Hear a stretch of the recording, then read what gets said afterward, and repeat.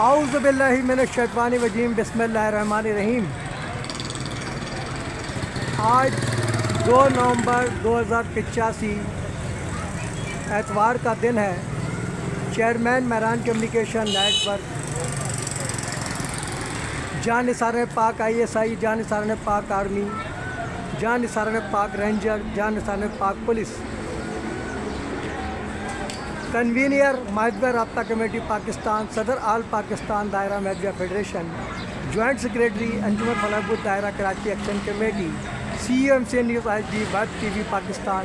اس وقت انجمن فلاح دائرہ کراچی کمیونٹی ہال، دائرہ خادم الفقراء میاں نصیر محمد کلوڑو عباسی شہید، قائد ملت اسلامیہ لسان الامت نواب بہادر یار جنگ شہید، دائرۃ الاسلام چوک،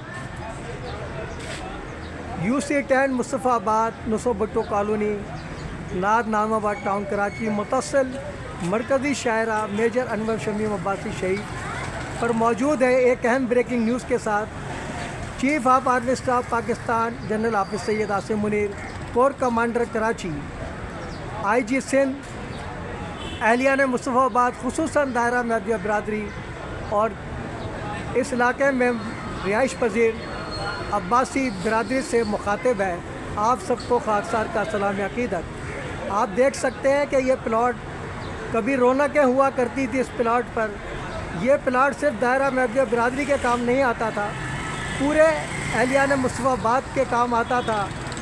لوگ صدر انجمن فلاح دائرہ کراچی عبدالجبار صاحب سے رابطہ کر کے اپنی شادی بیاہ، سالگرہ، تمام تقریبات کا انعقاد اس پلاٹ پہ کرتے تھے۔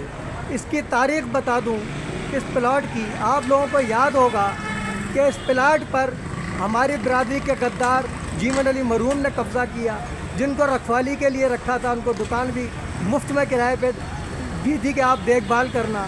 ان کی نیت خراب ہو گئی اور انہوں نے اس پہ قبضہ کر لیا، اور ساتھ ہی ہمارے کریمو بھائی، ان کا کوئی قصور نہیں ہے، وہ ایک الگ بات ہے، ان کا تعلق MTM سے تھا، ان سے پیسے لیے اور ان کو یہ جگہ دے دی۔ یہ کیس کورٹ میں 10 سال چلتا رہا، لیکن اس کا فیصلہ نہ ہو سکا۔ نہ برادری میں اتنا دم تھا کہ وہ اس معاملے میں پڑے۔ کیس جبار صاحب اکیلے تن تنہا لڑتے رہے۔ آخر خاکسار کو اللہ نے شرف بخشا کہ اس نے کمپلین کی، کیونکہ میرا تعلق MTM سے بانی کارکنوں میں شمار ہوتا ہے۔ میں نے یہ کمپلین کی کہ صاحب تنظیم کی صاحب کو نقصان پہنچ رہا ہے اور تنظیم اس میں انوالو ہے۔ میری اس بات کو تسلیم کیا گیا۔ انیس قائم خانی صاحب اس وقت 90 کے انچارج تھے، اور وہاں پر میں نے کمپلین کی بقرعید پر۔ وہ کہ اسلم بھائی کھالیں اتنی ساری کہاں سے لے کر آئے؟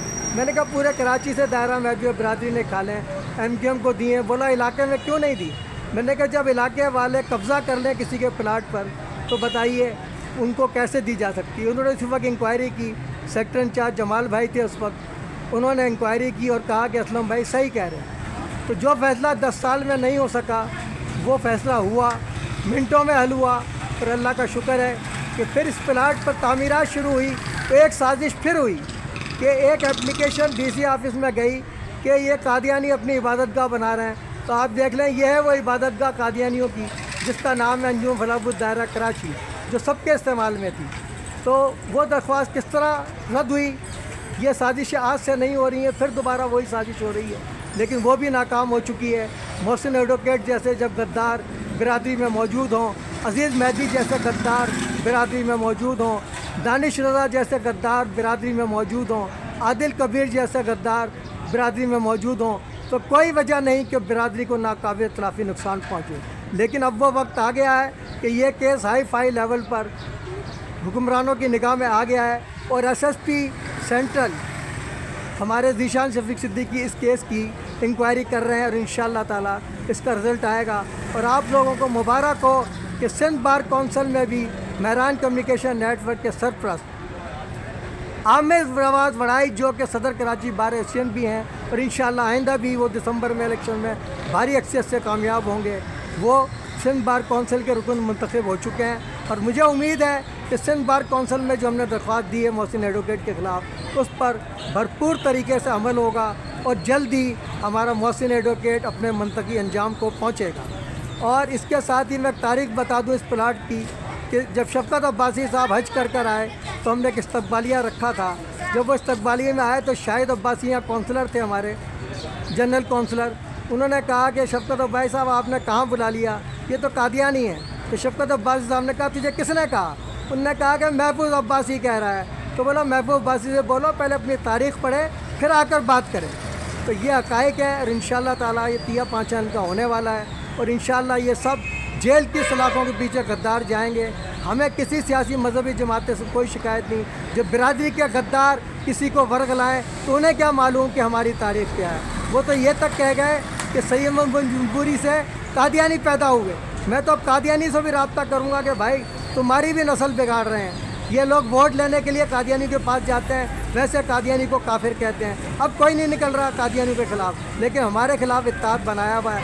انشاءاللہ تعالیٰ ہم سب کو شکست فاش ہوگی. اس کے ساتھ ہی میں نعروں جنا قید قومی یکجہتی کا نشان, جیوے جیوے پاکستان, نو جنا قید نو انٹری مزار قائد. اگر ہم غدار وطن ہوتے تو آج سردار وطن ہوتے. افواج پاکستان زندہ آباد, پاکستان پائندہ آباد.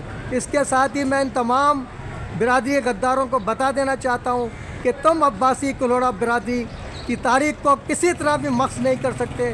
کل تم نے یہی کلوڑا عباسی تاریخ کو ریڈیو پاکستان میں ریکارڈ کروایا تھا. اس کیسٹ کو ہم نے یہاں جب شفقت صاحب آئے تھے یہاں بجایا تھا, جس پر کئی لوگ ناراض ہو گئے کہ یار یہ کیا سنا رہے ہو. تو ہم نے کہا یہ تاریخ ہے اسلام کی. ہمارے آباء میاں اعظم شاہ کلوڑا عباسی نے دہشت گردوں کے آگے سر نہیں جھکایا اور 82 سال کی عمر میں پھانسی چڑھ گئے. تو اسلم علی بھی انہی کا جب پیروکار ہے تو اسلم علی کیسے گردن جھکا سکتا ہے؟ پھانسی تو چڑھ سکتا ہے لیکن اپنی کلوڑا عباسی دور کی تاریخ کو مسخ نہیں ہونے دے گا. اس کے ساتھ ہی اب تک کے لیے اتنا ہی کافی. ملتے ہیں پھر وقفے کے بعد.